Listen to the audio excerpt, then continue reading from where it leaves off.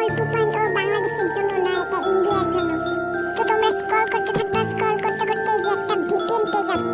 So এই VPN এর নাম হচ্ছে ইন্ডিয়া ভিপিএন প্রক্সি। এখানে তোমরা এটাকে ডাউনলোড করে ফেলবে, আমার ডাউনলোড করা আছে। তো তোমরা সবার প্রথমে প্লে স্টোরে অ্যাপ ইনফোতে চলে যাবে। এখানে গিয়ে তোমরা স্টোরেজে ক্লিক করবা। স্টোরেজে ক্লিক করে স্টোরেজ ক্লিয়ার এখানে ক্লিক করে এটাকে ওকে করে দিবা। এখন প্লে স্টোর থেকে বের হয়ে যাবা। তো তোমরা এখান থেকে এই যে ইন্ডিয়া ভিপিএন যেটা তোমরা ডাউনলোড করেছো সেখানে চলে যাবা। তো নিচে যেটা দেখতে পাচ্ছ এখানে ক্লিক করবে, এখানে কান্ট্রি লেখা হবে। এখানে গিয়ে তোমরা এই যে মুম্বাই বা নিউ দিল্লি এটা ক্লিক করবে।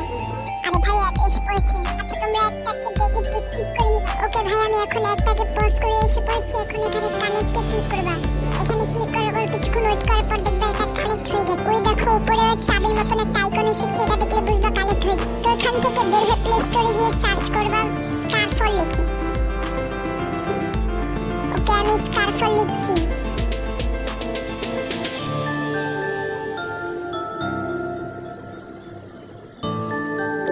ওকে এই দেখো এখানে এসে পড়েছে। এখানে তোমরা এটাকে ডাউনলোড করবে, ইনস্টল করবা।